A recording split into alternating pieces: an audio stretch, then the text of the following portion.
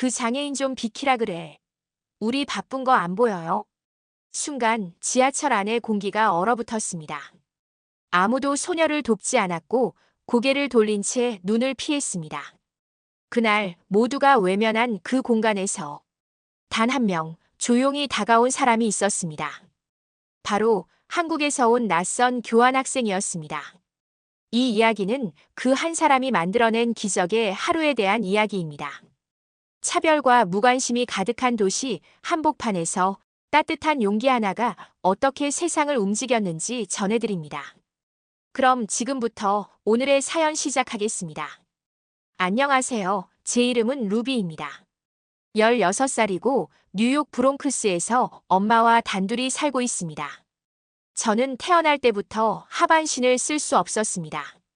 그래서 언제나 제 두 다리 대신 전동 휠체어가 제 발이 되어 주었죠. 매일 아침 학교에 가기 위해 지하철을 탑니다. 시간은 오전 8시 10분, 늘 붐비는 출근 시간입니다. 사람들은 바쁩니다. 누군가는 커피를 쏟을까 조심하며 서 있고 누군가는 이어폰을 낀 채 고개를 흔들고 있죠. 저는 그들 사이를 조심스럽게 지나칩니다. 소리 내지 않게, 최대한 방해되지 않게. 하지만 아무리 조심해도 느껴집니다. 저를 향한 시선들. 무언의 한숨과 불편함이 공기처럼 내려앉는 시간. 그날도 마찬가지였습니다. 지하철에 탄 지 3분쯤 지났을 무렵 제 휠체어가 잠깐 앞으로 밀렸습니다. 급정거였고 그 충격은 컸습니다. 하지만 제 반응보다 먼저 어떤 남성의 목소리가 터졌습니다. 아, 진짜 위험하게 뭐 하는 거야? 장애인이면 다 이해받을 줄 알아. 칸 안이 얼어붙은 것처럼 조용해졌습니다. 사람들은 아무 말도 하지 않았고 그저 눈길을 피하거나 모르는 척 고개를 돌렸습니다. 그 순간 저는 숨을 쉬는 것조차 민망해졌습니다. 존재 자체가 민폐처럼 느껴졌습니다. 그리고 그때 누군가가 제 앞에 섰습니다. 아시아계 여자아이였고 또렷한 눈빛으로 저를 바라보고 있었습니다. 그 아이가 바로 윤서였습니다. 그리고 그날 이후 제 인생은 조금씩, 아주 조금씩 달라지기 시작했습니다. 그날 지하철 안의 공기가 조용히 얼어붙은 순간 대부분의 사람들은 고개를 돌리거나 스마트폰 화면에 시선을 고정했습니다. 누군가는 어색한 기침으로 분위기를 무마하려 했고 누군가는 마치 아무 일도 없었다는 듯 팔짱을 꼈습니다. 하지만 단 한 사람, 정면으로 저를 바라보던 사람이 있었습니다. 그 아이 윤서였습니다. 그녀는 분명히 저와 또래로 보였지만 그 눈빛은 어른 같았습니다. 흔들림 없이 저를 바라보는 그 눈빛엔 연민도 없고 동정도 없었습니다. 오직 존중과 연대만이 담겨 있었죠. 그게 처음이었습니다. 누군가가 저를 문제가 아니라 사람으로 봐준 건. 윤서는 조용히 다가와 휠체어 옆에 섰습니다. 그 순간 아까 저를 조롱했던 남성이 다시 입을 열었습니다. 왜? 너도 불편해? 윤서는 그의 말을 무시한 채 제게 고개를 살짝 숙이며 말했습니다. 괜찮아요? 그 한마디에 저는 눈물이 날 뻔했습니다. 누군가가 나를 중심에 두고 물어본 말. 그것만으로도 숨이 트이는 기분이었습니다. 저는 조용히 고개를 끄덕였습니다. 지금부터는 제가 옆에 있을게요. 그 사람 눈 마주치지 마요. 윤서는 가방에서 노트북을 꺼내 무릎에 올려놓고 마치 아무 일도 없었다는 듯 창밖을 보기 시작했습니다. 하지만 그녀의 어깨는 제가 볼 수 없도록 살짝 앞으로 기울어 있었고 오른손은 조용히 제 팔걸이 위에 놓여 있었습니다. 말없이 건넨 그 따뜻한 손은 그날 하루를 견디게 해준 유일한 힘이었습니다. 그녀는 한국에서 온 교환학생이라고 했습니다. 영어는 약간 어눌했지만 눈빛만큼은 누구보다 강했습니다. 그녀는 말했습니다. 한국에서는 이런 일이 있으면 같이 화내주는 사람이 많아요. 여긴 좀 다르네요. 저는 웃음을 터뜨렸습니다. 웃기보다도 마음을 풀어놓은 순 같았습니다. 그날 이후 윤서와 저는 매일 같은 시간, 같은 칸에 탔습니다. 누가 약속하지 않았는데도 자연스럽게. 그리고 어느 날 윤서가 뜻밖의 제안을 했습니다. 루비, 우리 학교에서 작은 프로젝트 하나 같이 해볼래요? 윤서의 제안은 뜻밖이었지만 이상하게도 망설임은 오래가지 않았습니다. 작은 영상 프로젝트야. 주제는 일상 속의 다양성인데 너랑 나 같이 주인공이 되면 어떨까 싶어서. 처음엔 얼떨떨했습니다. 휠체어를 탄 제가 영상의 주인공이라니. 누군가에게 보여지기보다 숨고 싶었던 제게 그건 너무나 낯선 일이었습니다.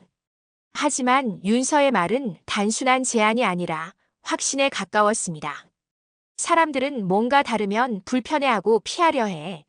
하지만 그 다름이 왜 틀린 건 아니라는 걸 보여주고 싶어. 우리는 일주일에 두세 번씩 만나 서로의 일상을 기록하기 시작했습니다. 제가 아침에 일어나는 모습, 도시락을 싸서 학교로 향하는 길, 장애인 전용 엘리베이터 앞에서 멈춰 서야만 했던 순간들, 지하철에서의 시선들.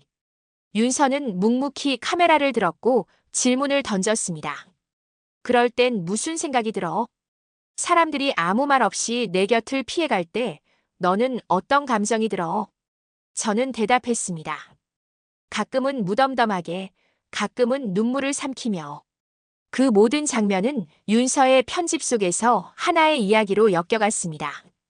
단지 장애를 가진 소녀의 하루가 아니라 나도 너와 다르지 않다는 조용한 증명의 이야기로. 윤서는 영상 중간에 본인의 장면도 넣었습니다. 외국인으로서 낯선 도시에서 부딪혔던 편견들, 영어가 서툴러서 수업 중 오해를 받았던 경험, 아르바이트 면접에서 국적만 보고 떨어졌던 일. 윤서는 말했습니다. 나도 여기선 다름의 대상이야. 그래서 내가 느끼는 감정을 조금은 알아.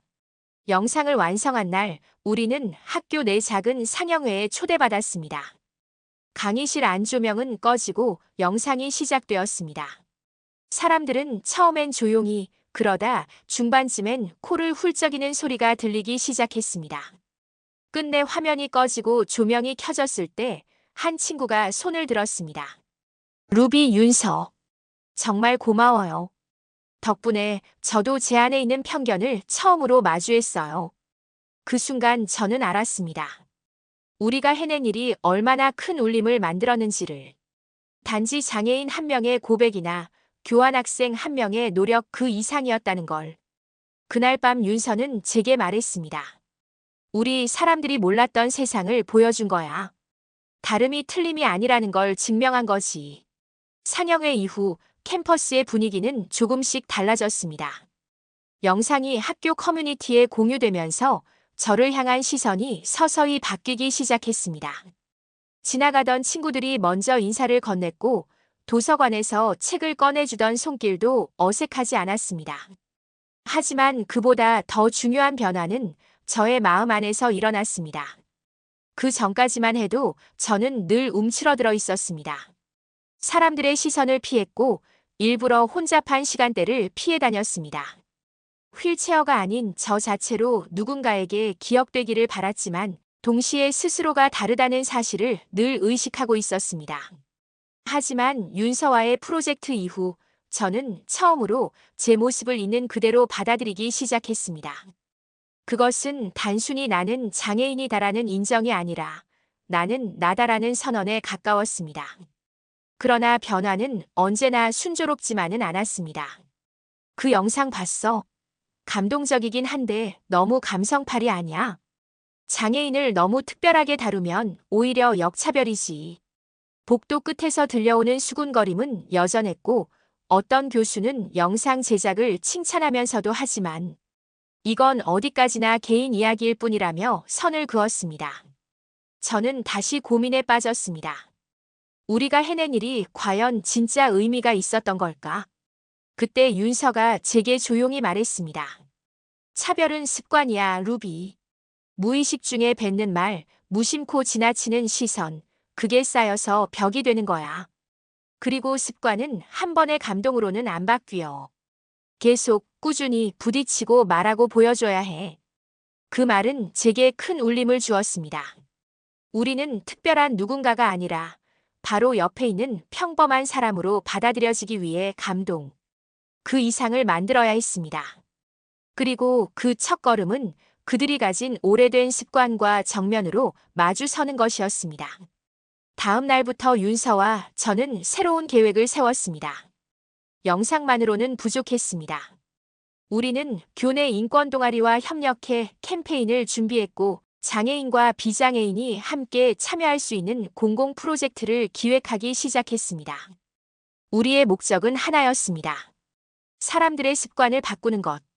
차별을 몰랐던 사람들에게 이게 차별이야라고 조용히 말해주는 것. 그리고 그 시작은 아주 작고 조용한 행동들에서 비롯된다는 것을 우리는 알고 있었습니다.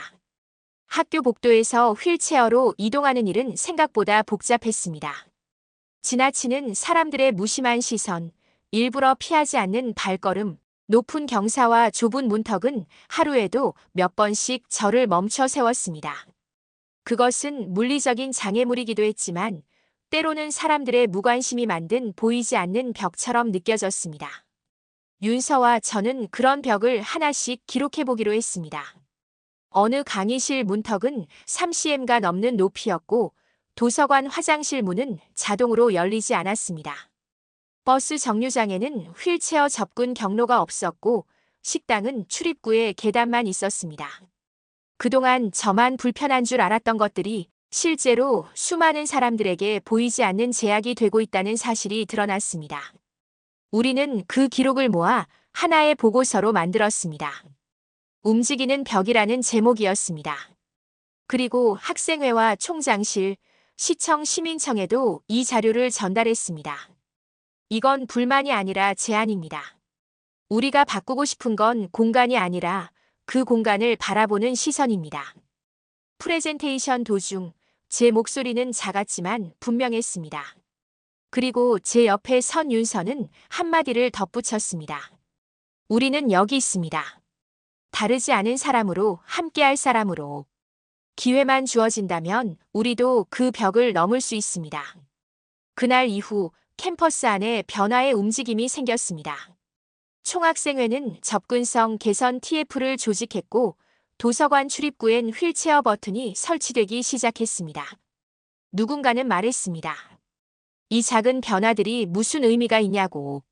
하지만 저에게 그것은 단순한 시설 개선이 아닌 우리를 위한 자리가 생기고 있다는 신호였습니다.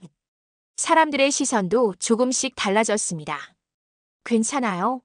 대신 함께 가요라는 말이 더 자주 들리기 시작했고 동아리 회의에서 제 의견이 자연스럽게 받아들여졌습니다. 마치 이전의 침묵과 조심스러움이 이제는 대화와 공감으로 바뀌고 있는 것 같았습니다. 움직이는 벽은 결국 사람들이 만든 것이었습니다. 그리고 사람들의 손으로 천천히 허물어지고 있었습니다. 강의실 앞, 문턱 하나가 유난히 높게 느껴졌습니다. 제 휠체어는 그 몇 센티미터 앞에서 멈춰섰고 안에서 흘러나오는 학생들의 웃음소리에 저는 더 작아지는 기분이 들었습니다. 강의 시작 5분 전, 제 앞엔 아무도 없었습니다. 문은 반쯤 열려 있었지만 그 문턱은 철저히 저를 바깥에 두고 있었습니다. 그때였습니다. 누군가 제 옆에 조용히 다가와 말했습니다. 저 도와드릴까요? 그 목소리는 윤서였습니다. 그는 아무 말 없이 문을 끝까지 열고 휠체어 앞에 살짝 무릎을 굽히며 턱을 넘을 수 있도록 각도를 잡아주었습니다. 손을 잡지도 들지도 않았습니다. 오직 제가 제 힘으로 들어갈 수 있도록 옆에서 도운 것이었습니다. 그 순간 저는 비로소 그 문을 넘을 수 있었습니다. 자기 힘으로 할 수 있어도 누군가 옆에 있다는 것만으로도 마음이 달라지잖아. 윤서는 그렇게 말하며 강의실로 먼저 들어갔습니다. 제 손은 아직 바퀴 위에 있었고 마음속엔 작은 떨림이 전해졌습니다. 그날 수업은 평소와 다르지 않았지만 저는 처음으로 강의의 전부를 집중해서 들을 수 있었습니다. 그리고 질문도 하나 했습니다. 작은 손짓에 교수님은 반가운 미소를 보였고 다른 학생들도 고개를 끄덕였습니다. 그 후로 저는 일부러 앞줄에 앉기 시작했습니다. 휠체어 공간이 부족하다는 이유로 늘 뒤편에 앉았던 제가 앞자리로 나아간 것입니다. 누군가에게는 별것 아닐지 몰라도 제게는 커다란 발걸음이었습니다. 윤서와 저는 수업이 끝난 후 교수님을 찾아가 교실 내 배치에 대한 제안을 드렸습니다. 휠체어 좌석의 위치 변경, 문턱 제거, 이동 동선 재조정 등. 교수님은 진지하게 귀 기울였고 곧 수업 담당 부서와 논의하겠다고 약속했습니다. 며칠 뒤 학교는 장애 학생 교실 접근성 개선 프로젝트를 발표했습니다. 학생 자치회의 건의와 장애학생 지원센터의 협업으로 이뤄진 변화였습니다. 저는 그 발표문을 읽으며 그저 조용히 웃었습니다. 그날 넘었던 교실의 문턱은 물리적인 장벽만이 아니었습니다. 제 안에 있던 나도 될 수 있을까라는 질문을 나는 해냈다는 확신으로 바꾸는 계기였던 것입니다. 하루 일과가 끝나갈 무렵 강의실을 나서려던 저를 윤서가 불렀습니다. 하윤아, 잠깐만. 그는 가방에서 조심스럽게 무언가를 꺼내 건넸습니다. 얇은 상자 안에는 작은 USB가 들어있었고 그 위에 손으로 쓴 메모가 하나 놓여 있었습니다. 하윤에게. 그날의 마음이 오늘의 용기가 되기를. 저는 얼떨결에 그것을 받아들고 아무 말도 하지 못했습니다. 윤서는 말없이 고개를 끄덕이며 제 휠체어를 밀어주었습니다. 함께 기숙사로 돌아가는 길 그는 별말 없이 조용히 걷기만 했습니다. 저도 묻지 않았습니다. 뭔가 중요한 이야기는 가끔은 침묵으로도 전해질 수 있다는 걸 알게 되었으니까요.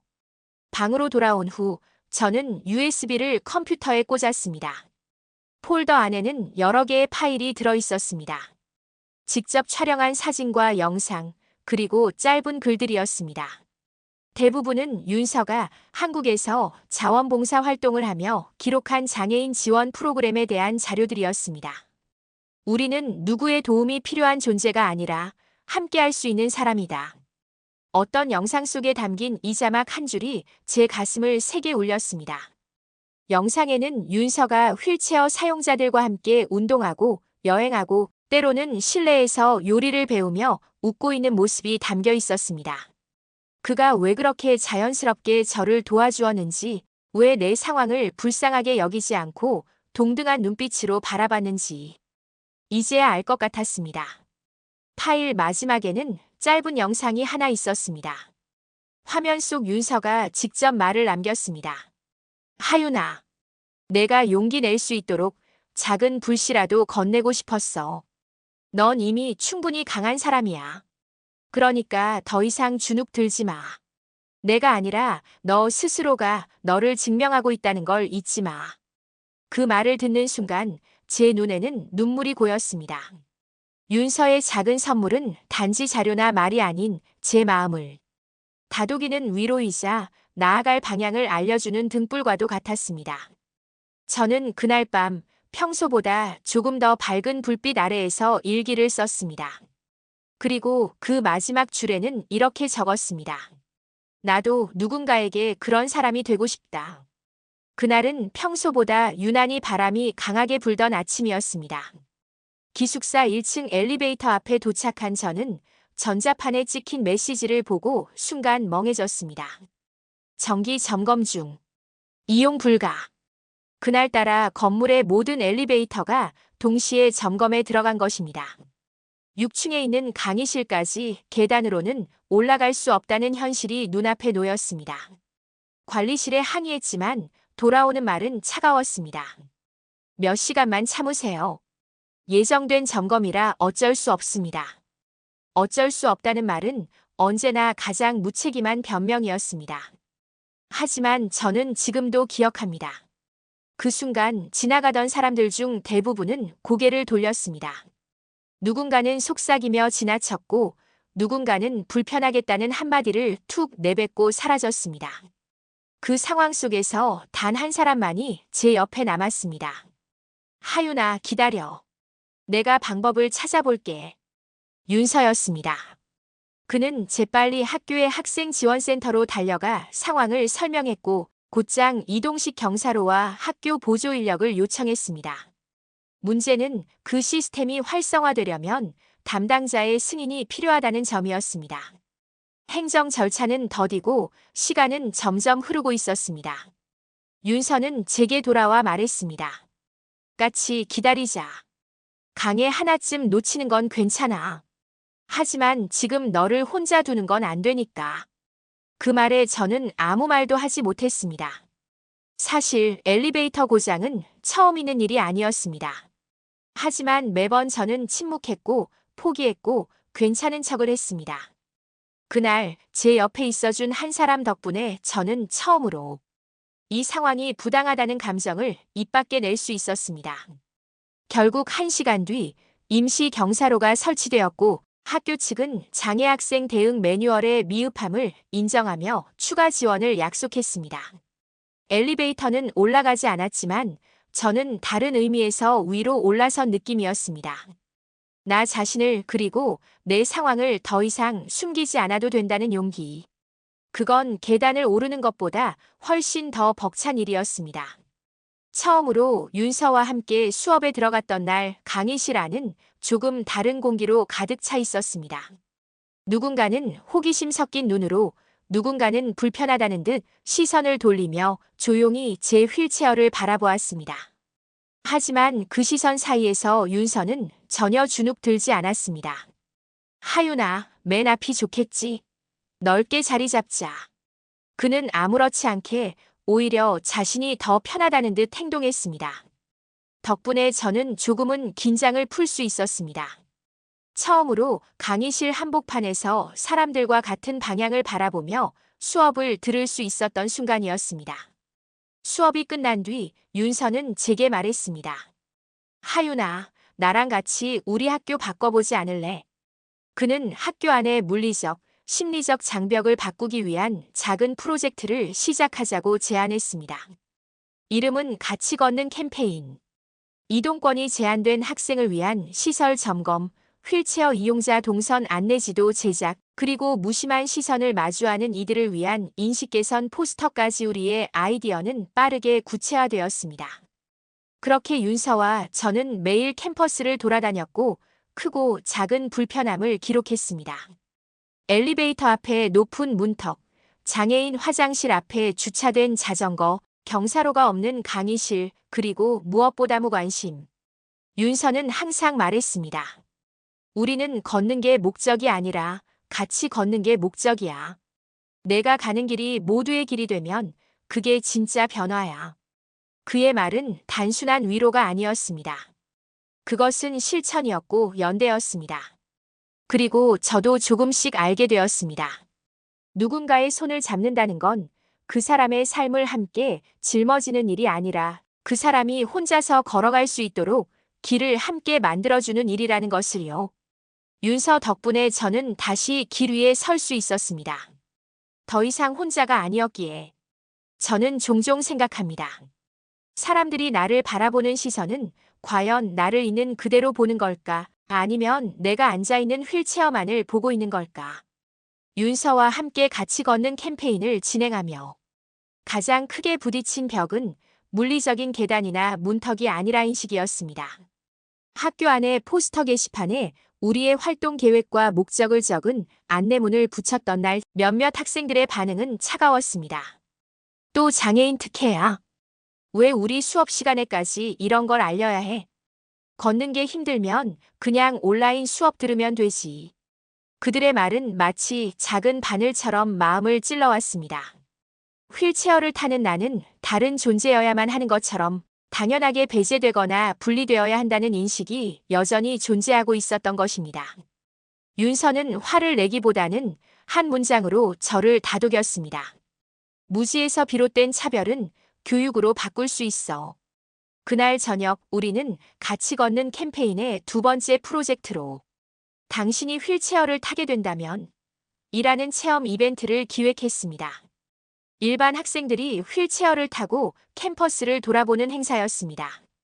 처음엔 신청자가 거의 없었지만 예상치 못한 한 장의 사진이 전환점이 되었습니다. 그 사진은 윤서가 휠체어를 타고 캠퍼스 내 가장 경사가 심한 언덕을 오르며 흘린 땀방울이 담긴 모습이었습니다. 단지 도전이라기보다는 공감을 위한 발걸음이었습니다. 그 사진은 순식간에 학교 커뮤니티에 퍼졌고 며칠 후 체험 이벤트에는 100명이 넘는 학생들이 참여 신청을 했습니다. 이벤트가 끝난 후 많은 학생들이 입을 모아 말했습니다. 생각보다 너무 불편했어요. 화장실까지 가는데 15분 걸렸어요. 사람들이 진짜 이상하게 쳐다보더라고요. 그들은 처음으로 내가 겪지 않아도 되는 불편을 통해 다른 사람의 일상을 이해하기 시작했습니다. 인식의 문턱은 높지 않았습니다. 다만 아무도 넘으려 하지 않았을 뿐입니다. 그리고 우리는 그 첫걸음을 만든 사람들이 되었습니다. 서울이라는 도시는 겉보기에 참 잘 정리된 도시였습니다.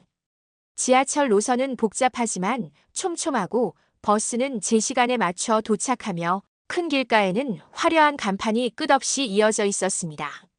하지만 그 안을 윤서와 함께 다니며 보게 된 것은 사람 중심이 아니라 비장애인 중심으로 설계된 현실이었습니다.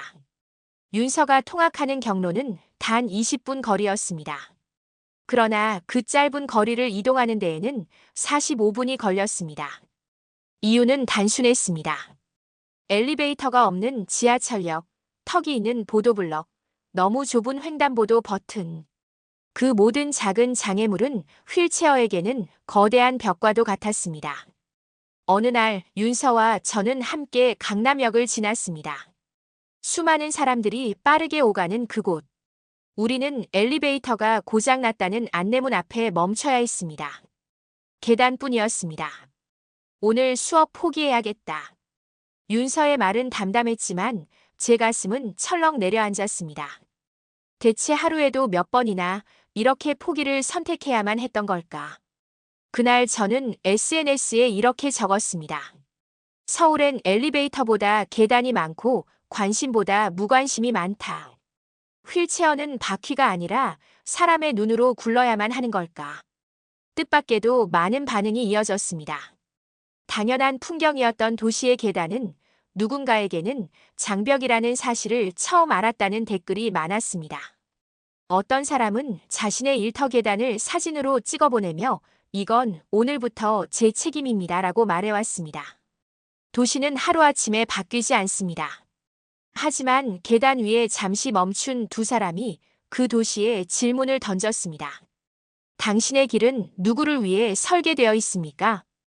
그리고 그 질문은 조용히 누군가의 마음을 흔들기 시작했습니다. 윤서와 함께한 일상이 몇 주를 넘기자 주변의 시선이 조금씩 달라지기 시작했습니다. 처음엔 단지 휠체어 탄 소녀와 외국인 유학생이라는 눈길이었지만 시간이 흐르면서 그것은 두 사람이 매일 다니는 길이라는 이해로 변해갔습니다. 그 변화는 아주 작고 조용한 방식으로 다가왔습니다. 매일 같은 시간, 같은 지하철역에 도착하면 그날의 사람들은 어느새 자연스럽게 길을 열어주기 시작했습니다. 앞서 뛰어가 엘리베이터 버튼을 눌러주는 중년 여성, 계단 앞에서 손짓만으로 도움을 건넨 청년, 그리고 아무 말 없이 윤서가 지나갈 수 있도록 기다려주는 직장인들. 우리는 그 어떤 말도 건네받지 않았습니다. 하지만 그들의 눈빛에는 분명히 이런 메시지가 담겨 있었습니다. 우리는 보고 있어요. 그리고 함께합니다. 어느 날 오후 학교 복도에서 윤서와 저는 책을 읽고 있었습니다. 그때 조용히 다가온 여학생 한 명이 윤서에게 작은 종이봉투를 건넸습니다. 그리고 아무 말 없이 고개를 숙이고 자리를 떠났습니다. 그 봉투 안에는 이렇게 적혀 있었습니다. 수업 때 무심코 웃었던 저를 기억하실까요? 윤서 씨를 존경합니다. 저는 그날 이후 많은 생각을 하게 되었고 지금은 저부터 달라지려고 합니다. 그 편지를 받은 윤서는 말없이 고개를 숙였고 저는 그녀의 눈가에 맺힌 빛나는 것을 보았습니다. 그것은 슬픔이 아니라 처음으로 느껴진 연결의 눈물이었습니다. 말은 없었지만 연대는 시작되고 있었습니다. 누군가의 손끝에서, 눈빛에서, 조용한 행동 하나하나에서 사람들은 조금씩 배우고 느끼고 바뀌고 있었습니다. 그 시작은 대단한 캠페인이나 제도가 아니라 그저 매일 묵묵히 같은 길을 걸었던 윤서의 존재 때문이었습니다. 그날 이후 우리는 함께 움직인다는 것이 단지 물리적인 이동을 의미하는 게 아니라는 걸 알게 되었습니다. 그것은 마음을 같이 한다는 조용한 결심이었습니다. 윤서와 함께 지하철을 타고 학교에 다닌 지 한 달이 지났을 즈음이었습니다. 어느 날 아침 평소처럼 역 안 엘리베이터를 향해 이동하던 중이었습니다. 평일 출근 시간대라 승객들이 많았고 엘리베이터 앞에는 이미 대기 중인 사람들이 줄지어 서 있었습니다. 윤서는 늘 그렇듯 아무 말 없이 줄 맨 뒤에 섰고 저도 옆에 함께 서 있었습니다. 그런데 바로 앞에 있던 중년 남성이 뒤를 흘깃 보더니 불쑥 말을 뱉었습니다. 휠체어면 먼저 탈 수 있게 좀 비켜주지. 하지만 정작 그 말은 윤서를 향한 배려에서 나온 것이 아니었습니다. 그 뒤에 서 있던 몇몇 사람들이 작게 한숨을 내쉬었고 한 여성이 조용히 말했습니다. 그래서 그럼 우리 다 늦으라는 거야. 그 순간 공기가 뻣뻣하게 굳어졌습니다. 엘리베이터는 한 번에 6명 정도밖에 탈 수 없는 구조였고 윤서가 휠체어를 타고 타려면 한두 명은 양보해야 했습니다. 그런데 그 양보가 불편함으로 느껴지는 순간 공공의 시선은 곧 혐오로 기울 수 있다는 것을 깨달았습니다. 엘리베이터 문이 열리자 사람들은 아무 말 없이 제각기 자리를 지켰습니다. 윤서는 끝까지 기다렸고 몇 번의 탑승을 놓친 끝에야 겨우 올라갈 수 있었습니다. 그날 이후 윤서는 지하철역에서 엘리베이터를 타는 대신 저와 함께 바깥의 경사로를 이용하기 시작했습니다. 더 멀고 더 힘든 길이었지만 사람들의 시선을 받지 않아도 된다는 이유 때문이었습니다. 괜찮아요. 저도 익숙하거든요. 윤서는 그렇게 말했지만 그 말은 더 이상 괜찮지 않다는 의미로 들렸습니다. 그녀는 수많은 작은 불편함 속에서 세상이 스스로에게 기대하는 침묵을 지키며 살아가고 있었습니다. 공공의 공간에서 윤서의 존재는 마치 불청객처럼 여겨졌습니다. 그저 똑같이 이동하려 했을 뿐인데 그녀는 매일 미안해야 할 사람이 되어야 했습니다. 그날 저녁 저는 윤서에게 조심스럽게 말했습니다. 우리 불편함을 좀 더 나눠볼까요? 윤서는 처음엔 이해하지 못했지만 곧 고개를 끄덕였습니다. 그렇게 우리는 그 다음 날부터 엘리베이터 앞에 가장 먼저 도착해 맨 앞에 섰습니다. 작은 저항이자 선언이었습니다.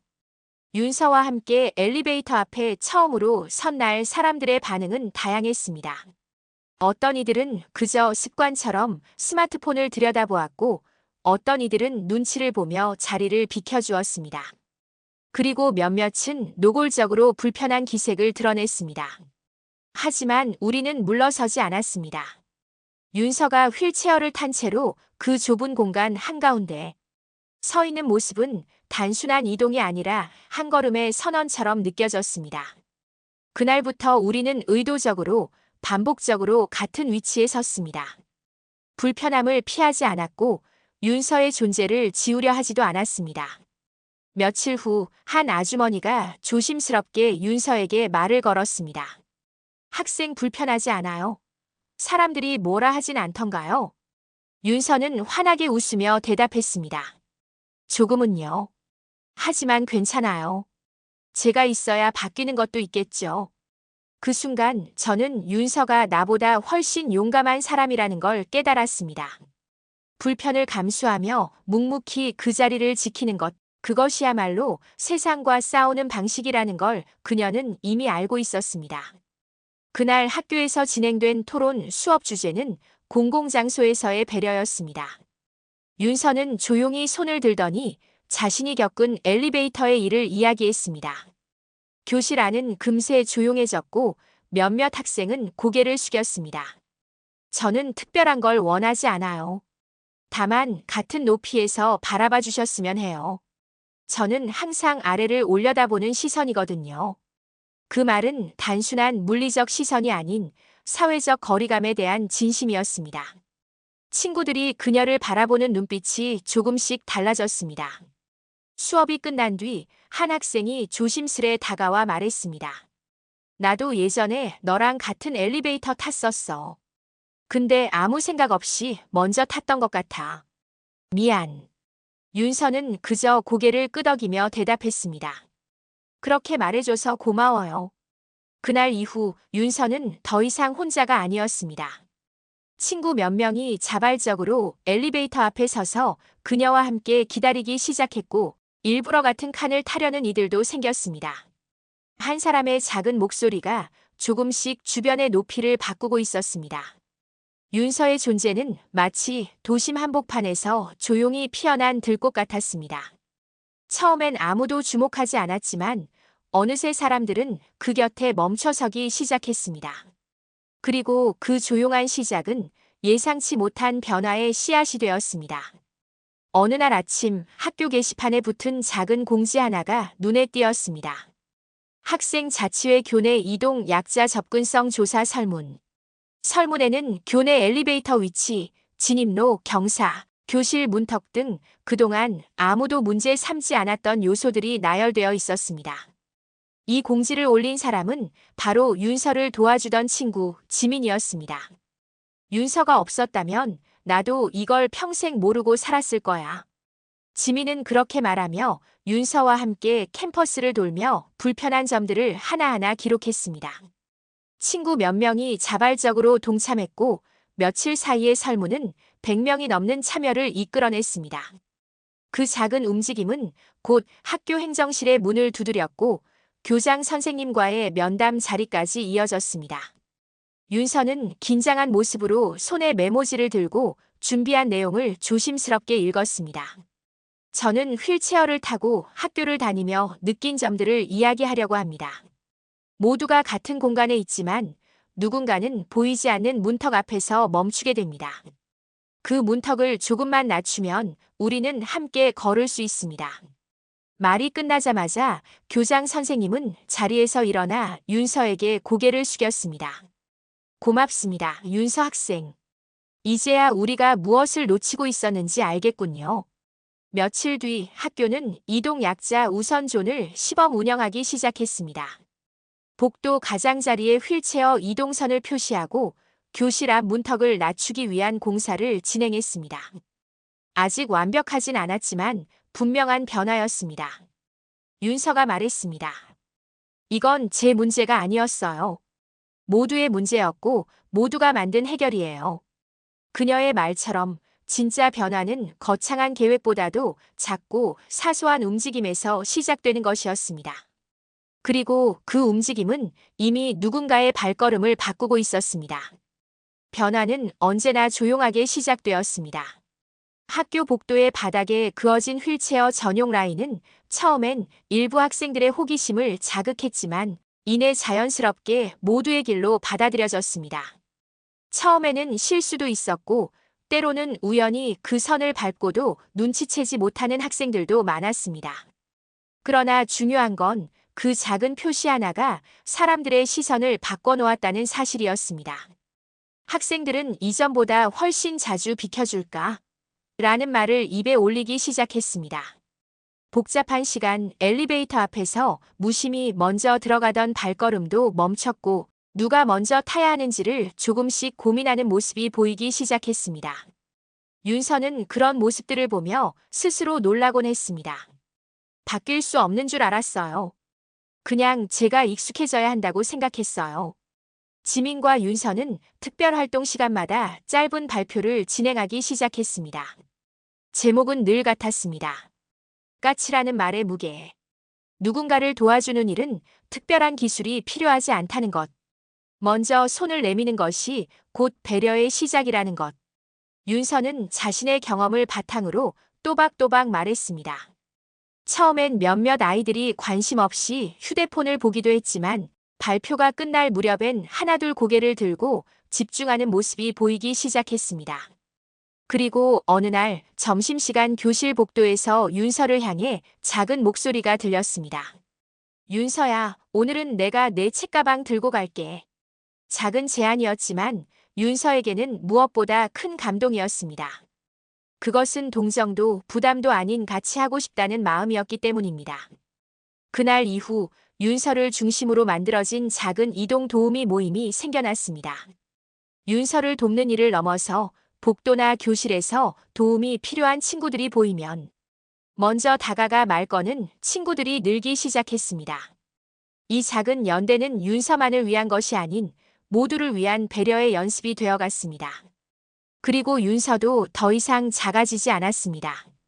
그녀는 자신에게 주어진 하루하루를 다른 사람과 연결된 이야기로 바꾸고 있었습니다. 처음엔 단지 학교 안에서의 작은 변화였습니다. 윤서를 중심으로 한 이동 도우미 모임, 지하철역에서 지민이 만든 임시 경사로 학생들의 자발적인 안내 활동. 그것은 마치 작은 파문처럼 아주 조용히 시작되었습니다. 하지만 그 변화는 생각보다 빠르게 퍼져나갔습니다. 요즘 중학교에선 휠체어 친구들을 도와주는 프로그램이 있다더라. 학생들이 직접 만든 거래. 대단하지 않아? SNS에 올라온 한 장의 사진이 그 출발점이었습니다. 지하철역에서 윤서와 지민이 함께 경사로를 설치하고 있는 모습을 담은 사진은 하루 만에 수천 개의 좋아요를 받았습니다. 이런 변화가 필요하다는 댓글과 함께 그 이야기는 다른 지역으로도 퍼져나가기 시작했습니다. 지역 커뮤니티와 교육 관련 뉴스에서도 이 움직임을 다루기 시작했습니다. 학교에선 지역 방송국에서 연락이 오기도 했고 교장은 주저했지만 학생들과 학부모의 요청으로 짧은 인터뷰를 허락했습니다. 카메라 앞에서 윤서는 조용히 이렇게 말했습니다. 저는 그저 혼자였던 게 익숙했어요. 그런데 누군가 다가와 줬어요. 그 한 걸음이 저를 바꿨어요. 그 한마디는 많은 사람들의 가슴을 울렸습니다. 방송이 나간 다음 날 윤서의 책상 위엔 익명의 쪽지가 놓여 있었습니다. 고맙습니다. 당신의 용기 덕분에 저도 조금씩 걸어가 보고 싶어졌어요. 지민은 윤서에게 쪽지를 보여주며 말했습니다. 소문이 아니라 누군가의 변화가 시작된 거야. 내가 만든 거야. 윤서는 말없이 웃었습니다. 혼자서는 바꿀 수 없다고 생각했던 세상. 하지만 지금 그녀의 하루는 누군가에게는 살아갈 용기를 주는 계기가 되어가고 있었습니다. 그 변화는 더 이상 단순한 소문이 아니었습니다. 그것은 누군가에게는 새로운 일상의 출발이자 모두가 같이 걸을 수 있는 길을 만드는 진짜 움직임이었습니다. 안녕하세요. 저는 중학교 교환학생 지민이라고 합니다. 이번에 학교에서 친구들과 함께 지하철 이용 환경에 대해 작은 실험을 했습니다. 그런데 생각보다 많은 장애인분들이 매일 불편함을 겪고 계신다는 걸 알게 되었습니다. 지민은 망설이지 않았습니다. 윤서와 함께 만든 작은 변화가 단지 교내에만 머물지 않기를 바랐기 때문입니다. 그는 윤서의 동의를 얻어 서울시청 시민소통센터로 메일을 보냈습니다. 장애인의 이동권에 관한 현실, 지하철 접근성 문제, 그리고 학생들이 시도한 대안들까지 정리한 소박한 보고서와 함께 메일을 보낸 후 며칠 동안은 아무런 답변이 없었습니다. 역시 그냥 넘어가겠지 하고 생각했지만 뜻밖에도 5일 후 시청에서 공식 회신이 도착했습니다. 보내주신 내용 잘 읽었습니다. 학생들의 실험과 제안은 서울시가 추구하는 도시의 방향성과 맞닿아 있습니다. 관련 부서와 논의하여 실제 개선안에 반영할 수 있도록 검토하겠습니다. 그 메일을 받은 날 교실 안은 작은 환호로 가득 찼습니다. 윤서는 말없이 고개를 숙였지만 눈가가 촉촉해졌습니다. 그녀의 손을 꼭 잡은 지민이 말했습니다. 내 하루가 도시를 바꾸기 시작했어. 며칠 후 지민과 윤서는 시청 장애인 정책과 관계자와의 온라인 간담회에 초대되었습니다. 두 사람은 실제 현장에서 겪은 불편함, 그리고 학생들의 아이디어를 소개했습니다. 관계자들은 진지하게 고개를 끄덕이며 메모를 했습니다. 윤서는 조심스레 말했습니다. 저는 뭔가를 바꿀 수 있는 사람이 아니라고 생각했어요. 그런데 제 목소리도 누군가에게 닿을 수 있단 걸 처음 알았어요. 관계자는 웃으며 대답했습니다.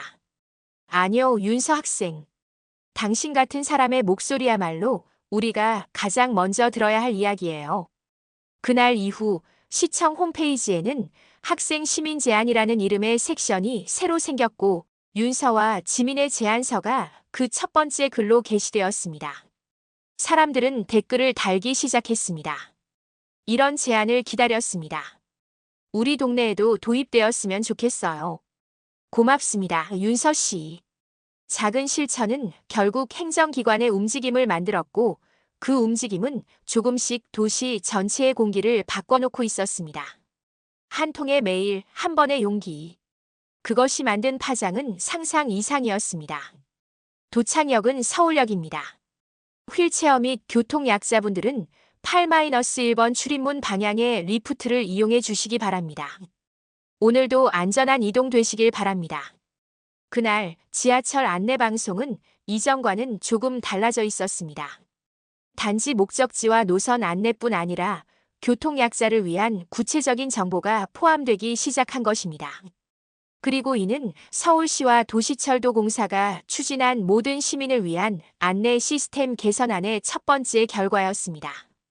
윤서는 평소처럼 아침 수업을 듣고 지하철을 타고 집으로 가던 중 그 방송을 처음 들었습니다. 익숙한 소음 사이로 흘러나온 그 한 문장이 그렇게 낯설고도 따뜻하게 느껴질 줄은 몰랐습니다. 지민에게 메시지를 보냈습니다. 들었어? 바뀐 안내방송. 우리말이 진짜로 바뀐 거야. 그뿐만이 아니었습니다. 몇몇 지하철역에서는 기존 계단 옆에 임시 경사로가 설치되기 시작했고 장애인 승객들을 위한 비상호출 벨 위치 안내 스티커가 새롭게 부착되기 시작했습니다. 그것은 거창한 공사도 거대한 예산도 아니었습니다. 하지만 수많은 윤서들에게는 더 이상 설명이 필요 없는 실질적 변화였습니다. 서울역 지하 2층. 윤서는 전과 달리 홀로 환승을 시도하고 있었습니다. 리프트 앞에서 망설이지 않고 버튼을 누르는 그녀의 모습은 이제 당당함이 묻어 있었습니다. 잠시 후 지하철 공사 직원이 달려와 웃으며 인사를 했습니다. 학생, 이용 방법 잘 아시죠? 오늘부터 안내방송도 바뀌었답니다. 윤서는 고개를 끄덕이며 환하게 웃었습니다. 네, 들었어요. 감사합니다. 뒤따라온 승객 중 몇몇은 그녀를 향해 수군거리지 않았고 대신 자연스럽게 지나쳤습니다. 변화는 그렇게 시작되고 있었습니다. 방송 한 줄, 스티커 하나, 계단 옆에 경사로가 만들어낸 사소하지만 위대한 변화. 그날 저녁, 지민은 학교 신문 편집부에 메일을 보냈습니다. 다음 호 기획기사, 제목은 이렇게 하면 어떨까요? 누군가에겐 처음인 변화, 모두에겐 중요한 변화. 그리고 윤서는 집에서 조용히 노트북을 열어 자기 일기장에 한 줄을 덧붙였습니다. 오늘 계단을 오르지 않아도 괜찮았다. 처음이었다. 서울시청 시민청 홀 한가운데 작은 무대가 설치되어 있었습니다. 이날은 도시 교통환경 개선을 주제로 한 포럼이 열리는 날이었습니다. 보통은 전문가나 공무원 중심의 딱딱한 발표가 이어지는 자리였지만 이날은 달랐습니다. 초청 목록에 이름을 올린 건 시의회 의원도 아닌 대학생 자원봉사자 지민과 휠체어를 탄 소녀 윤서였습니다. 포럼 며칠 전 윤서의 학교로 한 통의 메일이 도착했습니다. 서울시 도시교통과에서 보낸 공식 초청장이었습니다. 교통약자의 실질적 경험자와 변화를 만든 당사자의 이야기가 필요하다며 지민과 윤서를 발표자로 초대한다는 내용이었습니다. 윤서는 처음엔 갈등했습니다. 아직도 많은 사람들 앞에 서는 것이 두렵기도 했고 자신이 할 수 있는 이야기가 무엇일지 확신이 없었습니다. 하지만 지민은 그녀에게 말했습니다. 윤서야, 우리가 겪었던 그 일들은 절대 작은 게 아니었어. 널 보고 용기를 내는 사람들이 분명 있을 거야. 그리고 마침내 무대에 오른 윤서는 차분한 목소리로 자신이 겪은 서울의 교통과 그 속에서의 삶을 이야기했습니다. 시청자들은 숨죽인 채 그녀의 이야기를 들었습니다. 제가 처음 혼자 지하철을 탔을 땐 모든 시선이 저를 향한 칼날 같았습니다. 하지만 지금은 누군가 리프트를 안내해주고 계단 옆엔 작은 경사로가 생겼습니다. 단 한 번도 그 위를 걸은 적 없던 사람들은 그것이 왜 필요한지 모를 수 있어요. 그래서 저는 오늘 이 자리에 섰습니다. 지민도 함께 무대에 올랐습니다. 그는 교환학생으로서 서울에서 느꼈던 문화적 차이와 그것이 바뀔 수 있다는 확신을 이야기했습니다. 제가 서울에 온 건 단순한 학업 때문이 아니었습니다. 저는 오늘 저와 윤서가 겪었던 이야기들이 단지 특별한 사례가 아닌 시작점이 되길 바랍니다. 그날 포럼을 취재하던 한방송국 기자는 말했습니다. 오늘의 가장 중요한 발표는 윤서와 지민이었습니다. 그들은 서울의 교통을 바꾸지 않았습니다. 서울의 시선을 바꿨습니다. 포럼이 끝난 뒤 한 노인이 조심스레 윤서에게 다가와 말했습니다. 나도 다리 수술하고 한동안 밖에 나가질 못했어요. 근데 오늘 보니 용기가 납니다. 고맙습니다. 윤서는 천천히 고개를 숙이며 웃었습니다. 그날 무대에 올랐던 사람들은 누구보다 조용한 방식으로 도시를 바꿨고 이제는 당당히 초대받은 사람들이 되었습니다. 포럼 이후 서울시 공식 유튜브 채널에 윤서와 지민의 발표 영상이 올라왔습니다. 조회수는 빠르게 늘었고 수많은 댓글이 달렸습니다. 이런 이야기 왜 이제야 알게 됐을까요? 내 아이도 휠체어를 타고 있어요. 감사합니다. 윤서야, 넌 이미 서울을 바꾼 영웅이야. 그날 이후로 서울의 몇몇 학교에서는 교통약자 인식 교육이라는 이름의 특강이 생겼습니다. 수업을 위해 교육청은 한 편의 짧은 다큐멘터리를 제작했는데 그 중심엔 윤서와 지민의 이야기가 담겨 있었습니다. 이 영상은 다른 시도 교육청으로도 퍼져나갔고 몇몇 지자체에서는 무장의 도시를 주제로 공청회를 열기 시작했습니다. 윤서는 여전히 휠체어를 타고 학교에 다니고 있었습니다. 변화는 하루아침에 모두를 바꾸진 못했지만 가장 중요한 변화는 이미 시작된 후였습니다. 지하철역 계단 옆엔 경사로가 늘었고 승강기 고장 시 대체 경로 안내 스티커가 붙기 시작했습니다. 그리고 무엇보다 사람들의 시선이 달라졌습니다.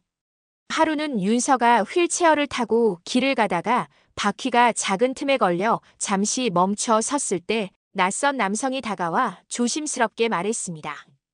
괜찮으세요? 잠깐만 도와드려도 될까요? 그의 말엔 동정도 거북한 호의도 없었습니다. 단지 함께 살아가는 사람으로서의 예의가 느껴졌습니다.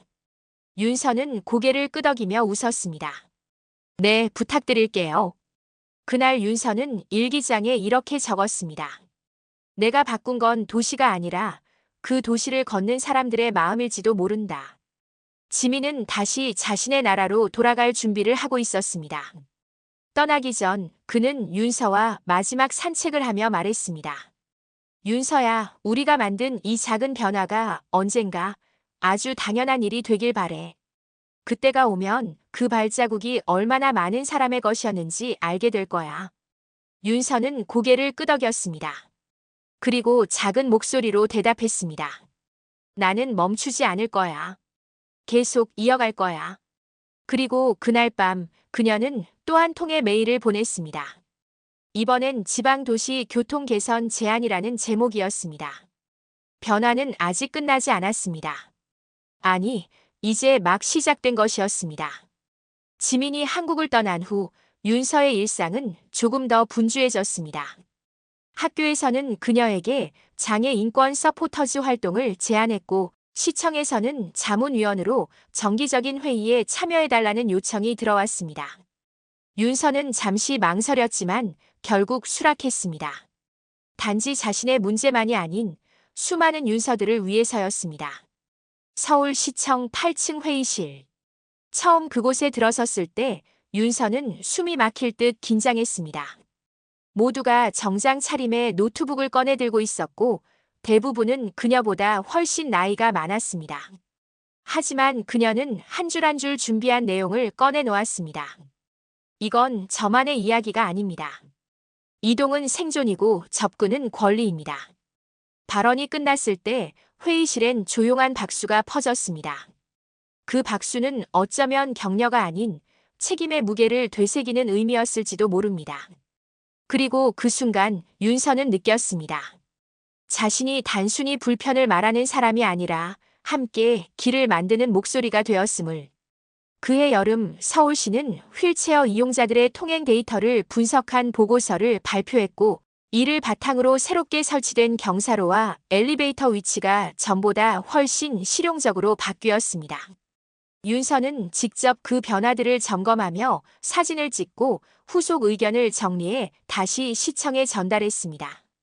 그리고 얼마 후 그녀는 또 한 통의 메일을 받았습니다. 보낸 사람은 지민이었습니다. 짧은 영상 하나와 함께 이렇게 적혀 있었습니다. 여기 런던도 이제 우리가 만든 길을 따라가고 있어. 그리고 윤서, 내 이야기를 강연에서 했어. 누군가 그러더라. 그 아이는 도시를 바꾼 게 아니라 사람들을 움직였다고. 윤서는 영상 속 수화 통역과 함께 진행되는 강연을 보며 눈시울을 붉혔습니다. 그 영상 말미엔 어린 아이들이 만든 포스터가 나왔습니다. 그 포스터엔 이렇게 적혀 있었습니다. 누군가 걸을 수 없는 이유는 우리가 길을 만들지 않았기 때문이다. 그 길은 윤서 혼자 만들지 않았습니다. 함께 분노했고 함께 손을 내밀었던 사람들. 처음 그 지하철에서 자리 하나를 비켜주지 않았던 사람들과 마주서기까지 함께한 시간들. 모두가 만들어낸 길이었습니다. 윤서는 다시 일기장에 글을 씁니다. 내가 혼자가 아니었기에 우리가 만든 이 길은 무너지지 않을 거야. 가을이 깊어가던 어느 날 윤서는 한 통의 편지를 받았습니다. 발신지는 이름만 들어도 익숙한 처음 자신이 조롱을 받았던 그 도시의 교육청이었습니다. 내용은 간단했지만 놀라웠습니다. 시민인권포럼에 패널로 참석해 주실 수 있나요? 그날의 당신을 기억하고 있는 이들이 있습니다. 윤서는 몇 번이고 편지를 다시 읽었습니다. 그날 지하철 안에서 외면과 조롱을 받았던 자신을 기억하고 있다고 했다.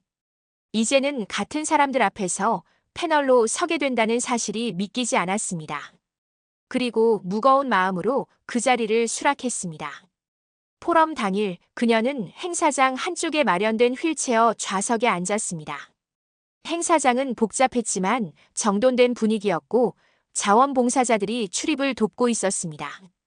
그러나 그녀가 무대에 올라섰을 때 눈에 띄는 사람이 하나 있었습니다. 바로 그날 지하철에서 자신의 휠체어를 발로 밀치며 비켜라고 했던 남성이었습니다. 그는 일반 청중석의 중간쯤에 앉아 있었고 그녀와 눈이 마주친 순간 미묘하게 표정이 흔들렸습니다. 그리고 고개를 천천히 숙였습니다. 윤서는 잠시 말을 멈췄지만 곧 천천히 마이크를 들었습니다. 여기까지 오는데 오래 걸렸습니다. 물리적인 거리보다 마음의 거리가 더 멀었기 때문입니다. 그녀의 말은 행사장을 조용하게 만들었습니다. 이어지는 발언은 감정에 기대지 않고 차분하고 구체적이었습니다. 무릎 높이의 버튼, 휠체어 접근이 가능한 도서관, 시선의 높이를 고려한 간판 설치까지 모두 경험에서 나온 이야기였습니다. 그리고 마무리할 즈음 그녀는 한마디를 덧붙였습니다. 저는 오늘 제 자리를 지키러 왔습니다. 이 자리는 양보받아야 할 것이 아니라 존중받아야 할 자리이기 때문입니다. 행사가 끝나고 나가던 길, 누군가 조심스럽게 다가왔습니다. 그날 지하철의 그 남성이었습니다. 그는 한참 동안 말을 못 꺼내다가 고개를 숙이며 말했습니다. 그날 정말 죄송했습니다. 저는 몰랐습니다.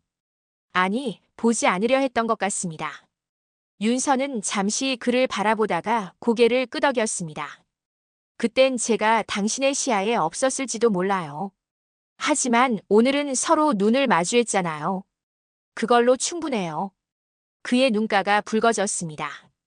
그는 다시 한번 인사하고 조용히 돌아섰습니다. 윤서는 그 자리에 한동안 서 있었습니다. 그리고 깨달았습니다. 진짜 변화는 목소리를 낼 용기와 그것을 들어줄 누군가가 함께할 때 시작된다는 것을. 포럼 이후의 도시는 조금 달라져 있었습니다. 지하철역의 휠체어 경사로는 더 이상 임시 방편이 아니었습니다. 시멘트로 덧댄 급한 계단 대신 넓고 완만한 경사로가 정식 구조물로 자리 잡았습니다. 승강장 안내 방송에는 휠체어 이용 승객에 대한 안내가 자연스럽게 포함되었고 시민들의 표정도 이전보다 한결 부드러워졌습니다. 윤서는 여전히 같은 시간, 같은 노선을 타고 학교에 갑니다. 하지만 그 길은 더 이상 두려운 길이 아니었습니다. 같은 시간대 지하철을 타는 사람들 중 몇몇은 그녀를 기억했습니다. 눈을 마주치면 가볍게 고개를 숙이고 자리를 비켜주는 이들도 늘어났습니다. 그리고 무엇보다 그녀는 더 이상 자신의 존재를 작게 만들지 않았습니다. 그녀는 종종 창밖을 바라보며 생각합니다. 나는 달라진 걸까? 아니면 도시가 변한 걸까? 어쩌면 둘 다일지도 모릅니다. 한 사람이 움직이면 하나의 도시도 함께 움직인다는 사실을 그녀는 몸소 느꼈기 때문입니다. 이제 윤서는 장애인 인권 관련 활동에 정기적으로 참여하고 있습니다. 처음엔 조심스러웠던 목소리도 점점 더 뚜렷해졌습니다. 그리고 그녀가 쓰는 단어 하나, 문장 하나가 누군가에게는 어둠 속의 등불이 된다는 걸 실감하게 되었습니다. 한 달 뒤 그녀는 다시 한번 지하철에서 마주친 누군가와 인사를 나눴습니다. 이번에는 손을 흔들며 먼저 말을 걸었습니다. 오늘은 날씨가 참 좋네요. 짧은 인사였지만 그날의 미소는 그 누구보다 밝았습니다. 윤서는 더 이상 그날의 휠체어 소녀가 아니었습니다.